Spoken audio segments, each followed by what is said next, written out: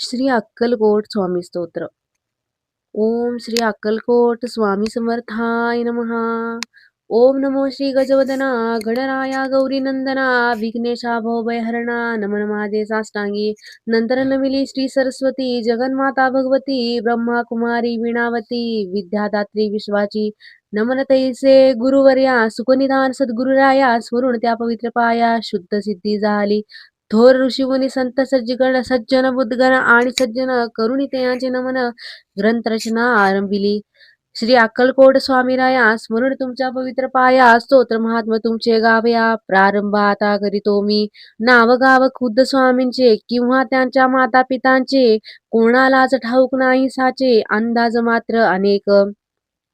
त्यांच्या जन्मसंबंधाने आख्यायिका लिहिली एकाने तीच सत्य मानुनी प्रत्येकाने समाधान मानावे.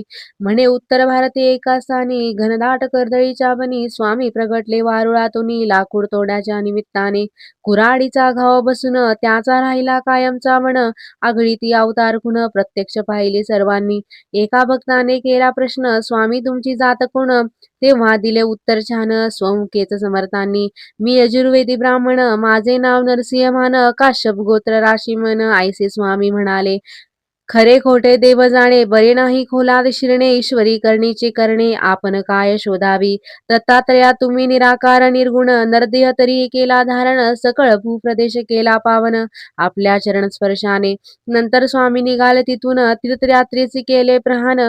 दत्तात्रयाचे प्रत्येक ठिकाण प्रत्यक्ष फिरून पाहिले.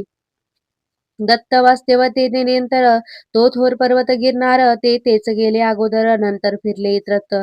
यात्रेचे प्रवास संपले तेव्हा मंगळवेढ्यासी आले ते थोडे दिवस राहिले दामाजीच्या गावात.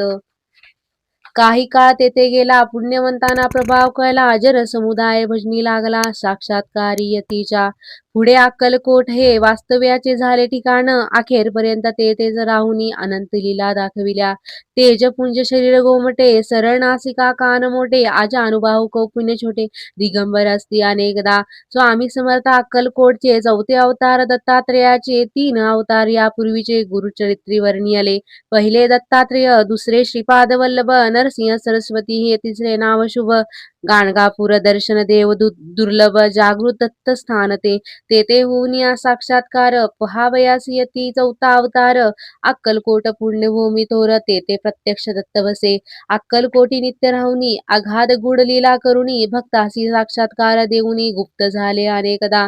नास्तिक होते कोणी त्यांना चमत्कार दाविले नाना शेवटी करावया क्षमायाचना लागले स्वामी चरणास.